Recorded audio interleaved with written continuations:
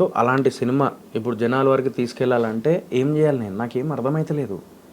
ఇప్పుడు మనిషి ప్రాబ్లంలో ఉన్నప్పుడు గోకి గీకి అన్నీ తీసి పెట్టేసి నేను కానీ పాషాభాయ్ మెయిన్ ప్రొడ్యూసర్, నీకు తెలుసు ఎంత మంచోడు ఆయన, నీకు తెలియదు ఏమున్నది. అట్లాంటి సింపుల్ పర్సన్ ఆయన కూడా అక్కడ ఇక్కడ అప్పు చప్పు చేసేసి డబ్బులు తీసుకొచ్చి పెట్టి ఈరోజు సినిమా బయటికి వచ్చిన తర్వాత మాకు మెయిన్ ప్రాబ్లం ఏమవుతుందంటే మాలాంటి సినిమాలకి పబ్లిసిటీ పైసలు లేనప్పుడు మార్నింగ్ షో కంపల్సరీ ఓపెనింగ్స్ రావాలి, ఫస్ట్ డే కంపల్సరీ ఓపెనింగ్స్ రావాలి.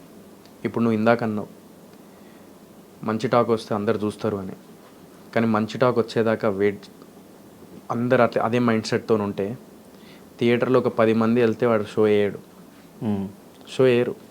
థియేటర్లో 15 మంది వెళ్తే షో వేయరు.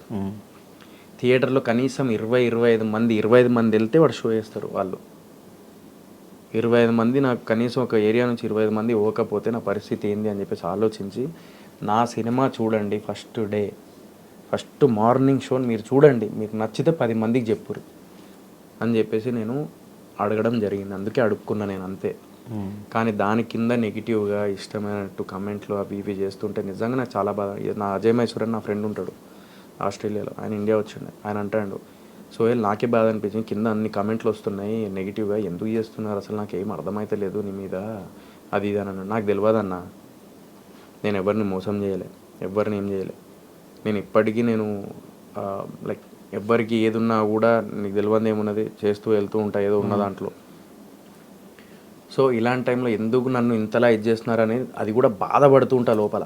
కానీ ఆ బాధపడినప్పుడే నేను లైవ్కి వెళ్తా, ఇన్స్టా లైవ్ లైక్ అందరితో షేర్ చేసుకుంటా. సో మనిషి బతికున్నప్పుడే వాడి వాల్యూ తెలుసుకోవడం అనేది చాలా ఇంపార్టెంట్ లైఫ్లో. ఆ బతికున్నప్పుడు వాడి సమస్యలు వాడు స్టేజ్ మీద ఎవ్వరు చెప్పుకోరు. ఏ హీరో నీకు అరే ఏమనుకుంటాను ఇజ్జత్ పోతుందేమో, I should show that attitude, కొంచెం ఇట్లుండాలి అని. నాకు అట్లా లేను నేను. నాకు అనిపించింది నేను చెప్పిన, నాకు అనిపించింది నేను చెప్పేసిన.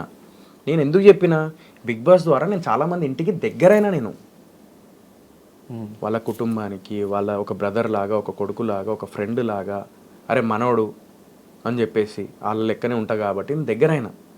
వాళ్ళకి నా ప్రాబ్లం షేర్ చేసుకున్నా నేను స్టేజ్ మీద. దాన్ని కూడా సింపతి అని అదనేది అని చెప్పేసి అంటే నేను ఏం చేయాలి?